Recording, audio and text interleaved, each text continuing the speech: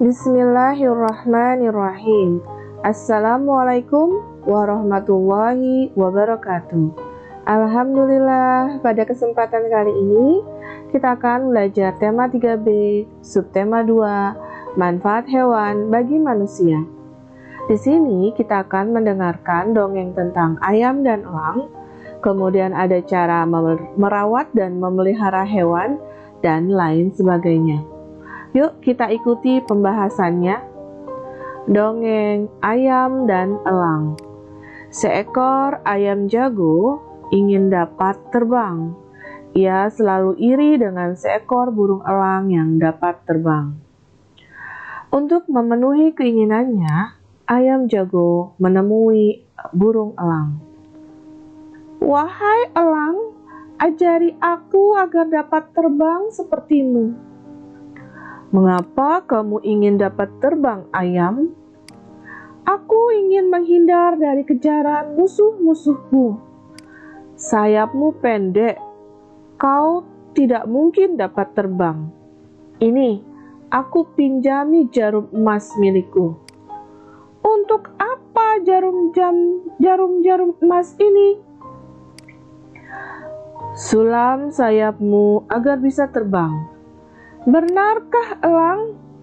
"Cobalah, namun jangan pinjamkan kepada siapapun. 2 hari lagi aku akan mengambilnya." "Baiklah, aku akan tepati janjiku." Ayam jago segera menyulam sayap kanannya. Meskipun baru sebelah sayap yang disulam, ia mencoba terbang. Ternyata ia dapat terbang walau belum setinggi elang. "Ayam jago, apa yang kamu lakukan di atas pagar?" "Hai ayam betina, aku sekarang sudah dapat terbang." "Bagaimana mungkin?" "Aku menyulam sayapku menggunakan jarum emas milik elang. Aku juga ingin dapat terbang. Pinjamilah aku jarum emas itu. Ini, ambillah." Ayam jago meminjamkan jarum emas kepada ayam betina. Ayam betina lalu menyulam sayapnya dengan jarum emas. Mereka sangat gembira sehingga mereka lupa di mana meletakkan jarum emas itu. Kini jarum emas itu hilang. Ayam jago ketakutan karena tidak dapat memegang janjinya kepada elang. Ketika elang menanyakan jarum emas itu, ayam jago tidak dapat mengembalikannya. "Hai ayam, mana jarum emasku?" "Maaf elang, jarum emasmu hilang." "Bagaimana bisa hilang?" "Aku tidak tahu di mana meletakkannya." "Kau telah melanggar janjimu. Mulai hari ini, aku akan memangsa seluruh keturunanmu." Burung elang sangat marah kepada ayam jago. Sejak saat itu, anak-anak ayam menjadi sasaran burung elang untuk dimakan. Nah, berdasarkan dongeng tadi, dapatkah kalian menentukan apa pesan moral yang bisa diambil dari dongeng tersebut? Ya, salah satunya adalah janji itu harus selalu ditepati ya. Nah, berikutnya, di sini kita akan mendengarkan cerita tentang kelinci peliharaan Noni. Noni memelihara banyak kelinci. Untuk kesenangan, Noni sangat sayang kepada kelincinya. Salah satu kelincinya, Noni menamainya Cimut. Sepulang sekolah, Noni merawat Cimut dan kelinci lainnya dengan baik. Noni belajar merawat kelinci dari ayahnya.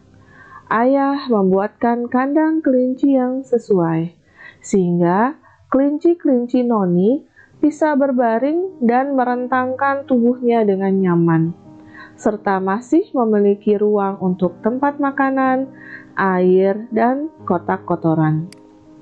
Noni memelihara beberapa ekor kelinci sekaligus, agar Cimut dan kelincinya bahagia karena kelinci adalah hewan sosial hewan ini suka bermain dengan sesamanya. Noni juga rajin membersihkan kandang cimut secara teratur setiap minggunya. Memberi makan cimut 2 kali sehari, yaitu pada pagi dan sore hari. Makanan diberikan secukupnya saja. Bila berlebihan makan, maka hal itu tidak baik bagi pencernaan cimut. Noni selalu menyediakan rumput segar untuk cimut dan kelincinya, karena rumput segar adalah komponen utama dalam makanan kelinci. Juga memandikan cimut 2 kali dalam sebulan dengan air hangat dan sabun bayi. Setelah mandi, cimut dikeringkan dengan handuk yang lembut. Noni menyikat badan cimut dengan sikat lembut untuk membersihkan bulunya setiap 1 atau 2 hari. Noni suka memperhatikan kelincinya. Mereka satu sama lain suka saling membantu merawat diri.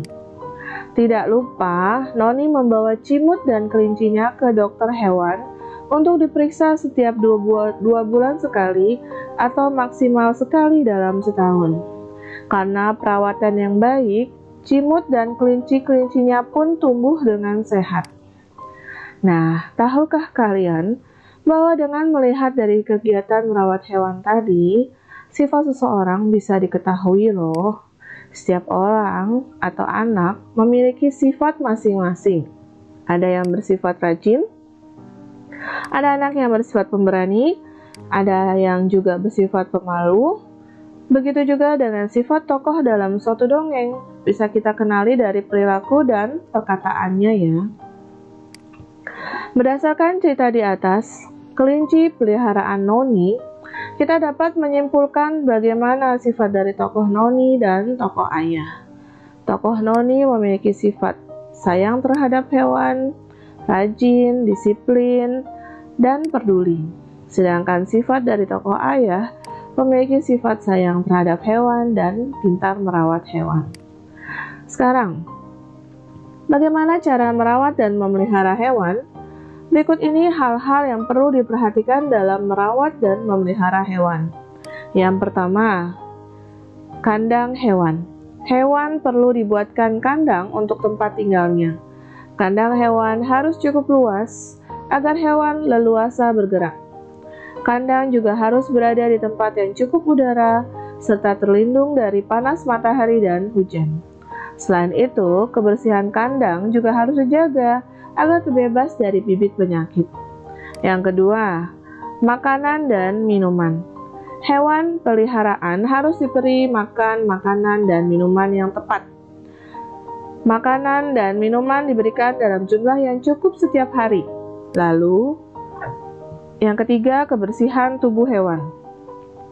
Kebersihan tubuh hewan harus diperhatikan. Misalnya membersihkan bulu-bulunya atau bahkan memandikan hewan secara teratur.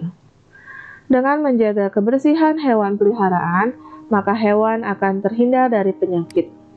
Selanjutnya yang keempat, pemberian vaksin dan membawa ke dokter hewan. Hewan juga perlu divaksin, terutama untuk hewan seperti kucing dan anjing. Vaksinasi bertujuan untuk mencegah penyakit. Kita mesti waspada karena beberapa penyakit dapat ditularkan dari hewan peliharaan kepada kita. Saat hewan mengalami sakit atau luka, bawalah ke dokter hewan. Tahukah kamu, ada banyak manfaat yang dapat kita peroleh dari hewan? Hewan dimanfaatkan oleh manusia karena yang pertama adalah hewan dipelihara untuk kesenangan. Hewan-hewan jenis ini menjadi hiburan bagi pemeliharanya. Contohnya adalah kelinci, kucing, ikan hias, dan burung. Yang kedua, untuk dimanfaatkan tenaganya. Hewan-hewan tertentu dimanfaatkan untuk membantu kegiatan manusia. Di antara hewan-hewan tersebut adalah kuda, kerbau, dan anjing. Kuda dimanfaatkan tenaganya untuk menggerakkan alat transportasi delman dan gerobak. Kerbau dimanfaatkan untuk membantu petani menarik bajak sawah, sedangkan anjing dimanfaatkan untuk menjaga keamanan lingkungan dari tindak kejahatan. Yang ketiga, hewan untuk dijadikan bahan makanan dan minuman. Hewan-hewan yang paling banyak dimanfaatkan untuk tujuan ini adalah sapi, kambing, dan ayam. Sapi dan kambing dimanfaatkan untuk diambil kulit, daging, dan susunya. Sedangkan ayam dimanfaatkan untuk diambil daging dan telurnya. Oke, sekarang kita bahas kata ganti ia dan nya ya. Yang pertama, penggunaan kata ganti ia dan nya sebagai kata ganti orang. Jumlahnya satu orang ya.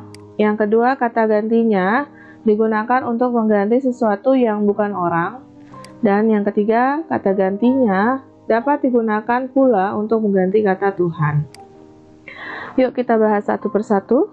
Yang pertama, kata ia dan nya. Kata ia dan nya merupakan kata ganti orang. Contohnya, Usman pandai mengaji. Suaranya merdu sekali. Nah, di sini nya menunjukkan kata ganti orang dari Usman. Contoh yang kedua, Umar. Umar murid baru di kelasku. Ia tinggal di Gang Rais. Kata ganti ia di sini menggantikan orang dari Umar. Bisa dipahami ya?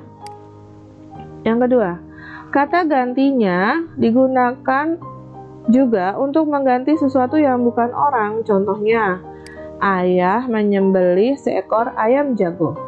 Dagingnya akan dibuat opor. Katanya di sini menggantikan yang bukan orang, yaitu menggantikan ayam jago.